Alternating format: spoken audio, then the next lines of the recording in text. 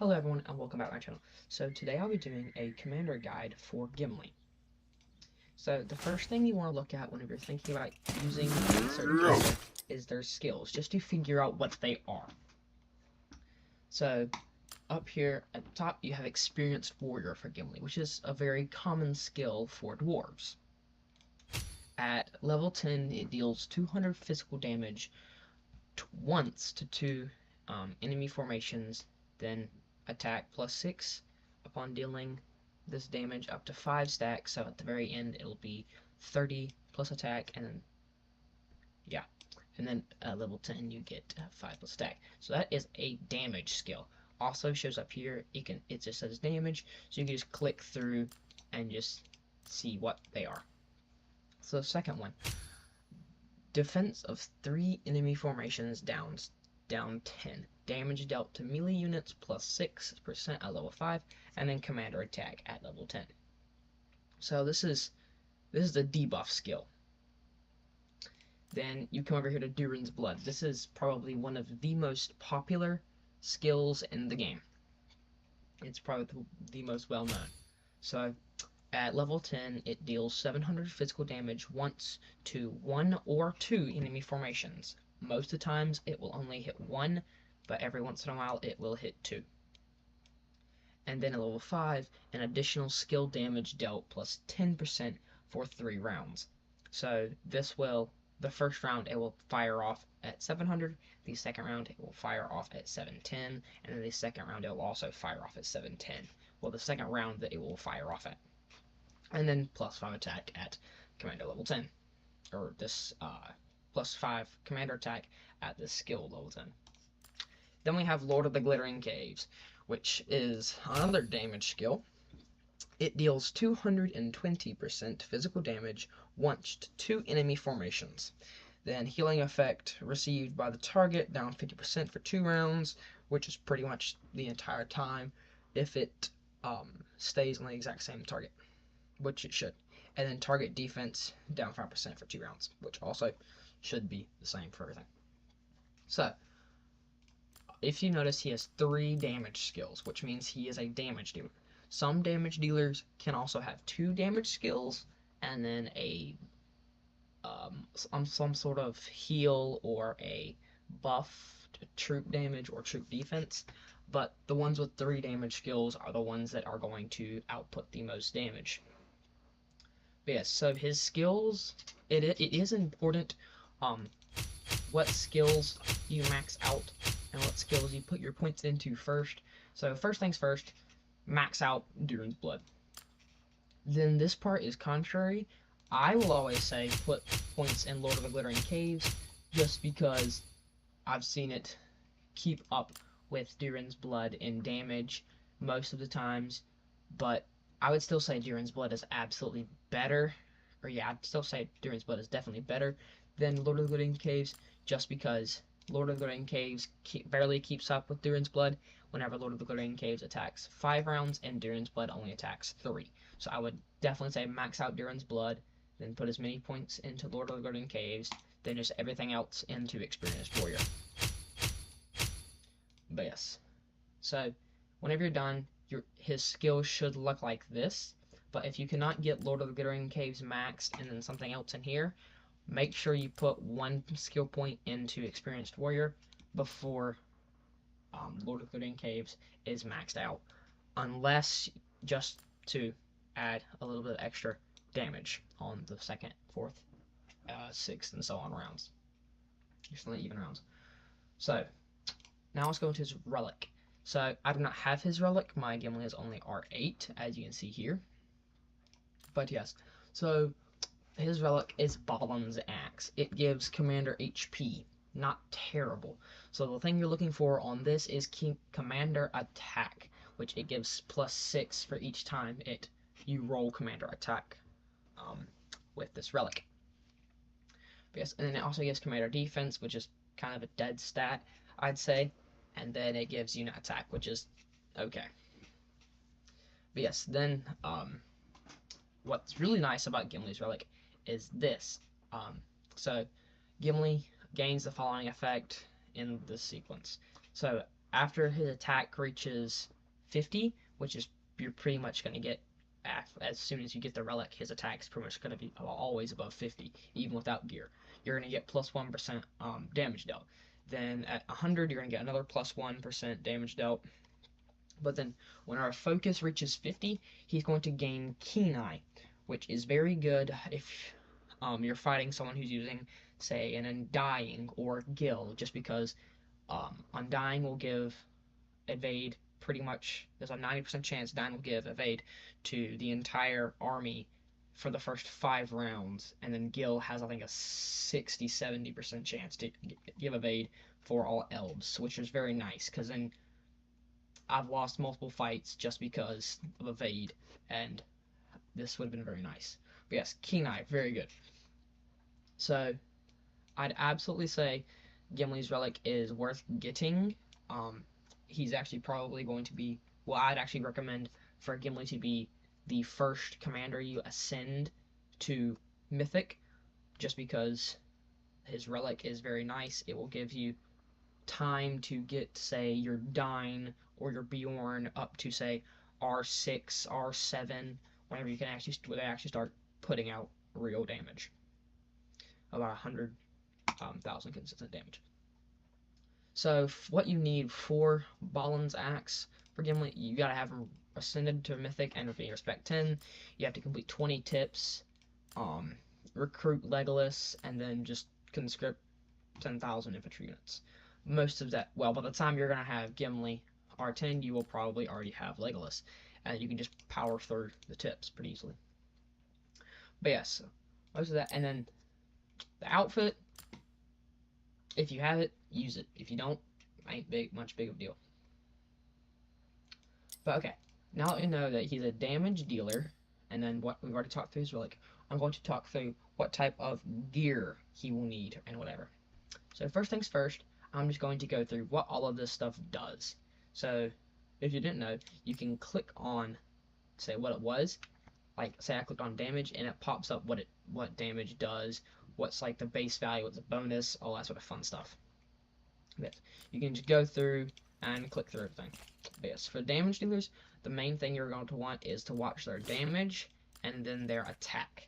Those are the main two things. And also, I also like to watch initiative, just because, so they're not going last and just attracting all sorts of madnesses and stuns where they will not be able to attack that round. Or they could attack yourself there. So, for purple gear, you would want to use a battle axe. I'm just going to equip it just because. And then a full helm. Equip. It's a full helm. And then, personally, I like to use the Scout's Mail. You could use, can't remember what it's called.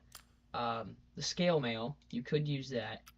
It does give a little bit of extra attack, but I also said I like to watch initiative, but this also gives me a bonus to initiative at 3-star. I believe when I fully strengthened, it can give either 3 or 4 initiative, I believe. This, and then for the accessory, you'll want a bone talisman. This is the best in slot purple gear, except for this. Most people will tell you to go Scout, we'll go Scale Mail, but I personally like Scout's Mail better, just because of the initiative. And then, if I can click off it. But yes, so, this is nice. I'd say probably one of the better set effects for purple gear. I would say, I'd probably say you probably want one with Sharp Blade, just so you can get an extra 10 commander attack. But then I'd say probably the other one, either some sort of defensive set. Like, you say Power of Overwhelming, Evasive, I wouldn't really say Thick Armor. I mean, it could work, but I would probably not say Thick Armor. I'd go either Power of Overwhelming or Evasive. Or even, Agility, just to up its initiative even more. But yes, so then for gold gear, you're going to want to use, well, I'm also going to show you what the best in slot for that is. So, the best in slot for the weapon is the Axe of Khazad-dûm. it caps out at 48 commander attack. Yes, caps out at 48 commander attack with a 15 to 30 damage output. And also, just with the one Axe of Khazad-dûm, I'm already above what I was with the full epic, or the full purple gear set. And then you will also want the Cask of Pride. Some people will tell you to go some sort of unit defense piece or command piece, like a command helm with a unit defense chest. But you wouldn't really, you don't want to do that. You don't want Gimli, you don't want any damage dealers attack to drop below 200 whenever you try and put on a command helm or a unit defense chest place or chest piece. This personally, I don't think well, I know they work, but I personally believe that it would just be better if you keep on with the commander attack.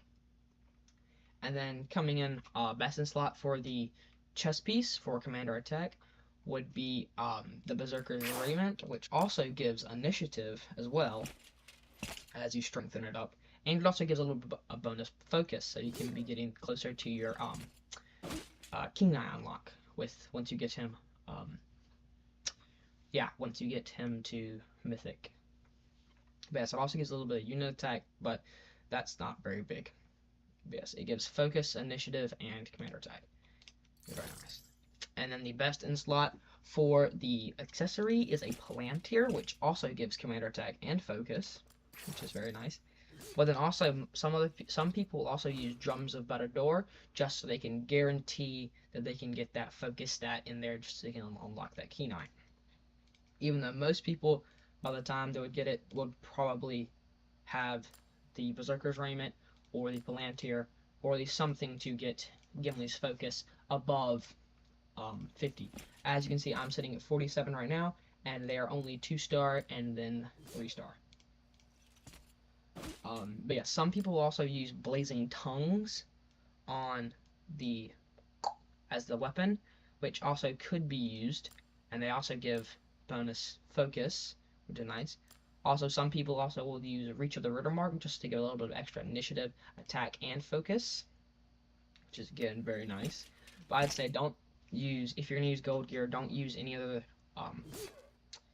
gold piece of gear for the weapon other than those two, just because other than that, a maxed out purple would be better than anything else at a starter, at least. Then as Cask of Pride, you could also use the Berserker's Gaze. It also gives a little bit of commander attack, but this is mainly just the best in slot gear. If I wouldn't be using this, I can't remember off the top of my head what the second best for the commander attack in chest piece is, but then the second best would be the Drums of Batador for the accessory. Yes, so we have talked through the skills, we have talked through how to figure out what type of commander they are, we've talked through the relic, and we've now talked through gear. So, with what most people would say, actually, I'm going to go through set effects first. So, as you can see right here, I have 2 of Power Overwhelming and 2 of Agility. So, the Agility gives me an extra 5 initiative, just so my Gimli can move a little bit faster. I believe he, on average, goes maybe 3rd or 4th in a round. So it does work, but it works, but it's not the greatest. Yes, once you get it up, if you use a 4-piece set, you get 12 initiative, which would pretty much bump them up pretty high. Most people run like an initiative for like Bjorn or say a Saruman.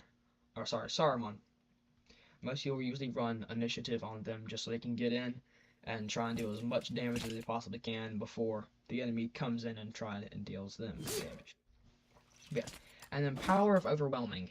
This is I think this is a very nice one, just because the damage received when stunned or maddened is down 10% for a 2-piece and then 24 for a 4-piece. I like to balance it out. Another good one for attackers would be Perseverance, which could either add 1% or 2%, depending if it's a 2 or 4-piece set each round. So at the end, it could be 20 or yeah, 10 or 20% extra damage, which is very nice. That would be something like a Shadow or a Bjorn would be really nice to have on, just because they deal more damage in the later rounds, or at least Shadow does. Most of Bjorn's damage comes out round 4, I believe, or round 3. I think it's round. I can't remember if it's round 3 or 4. By the way, most of their damage comes out in later rounds. But yes, so if you're not really sure on what commanders to run Gimli with, there is a walkthrough up here. It will tell you set effects that they suggest. They're not really the greatest. I would not ever run this. So if you can just come in, so you come up through walkthrough and go over to like recommended, geez Louise, into recommended lined up, look at it. Me personally, I like to go to here.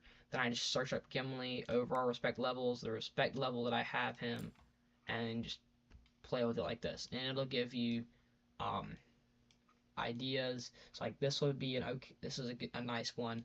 This is a cheaper version of it's sort of a cheaper version of the formation. Probably used for tiling mostly. Yeah, it looks like it's used for tiling. But yeah, so you can just look through here. You can also upload your own. Very easy to do. But yes, this is just an absolute wailed out version of Gimli. Yeah, using the blazing tongue just to get the focus higher. And then, yeah. And also is using Lord of the Glittering over experienced. And also his attack did not drop below 200. Yes, very nice group. I'd hate to fight that Don. I'd hate to fight him. But yes, so you can also look up through any commander on the sheet. Very nice. See how other people build them.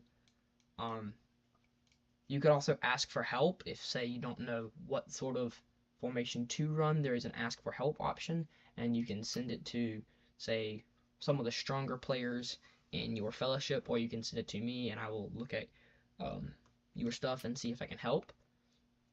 But yes, so I believe that is most everything. But yes, if you click on these, you can just see what they do. But yes, so for damage dealers, remember most of the stuff you need for damage dealers is the damage stat, the commander attack, and I also like to watch initiative. The set effects do not really matter for like smaller players. They don't have to matter, but for most whales, they will have set effects just because they have a bajillion of every set effect. Or at least that's what it feels like. They could use pretty much any set effect they want to on pretty much any piece. But yes. So, with that, I believe that is everything. So, play hard and have fun. And I will see you on the next one.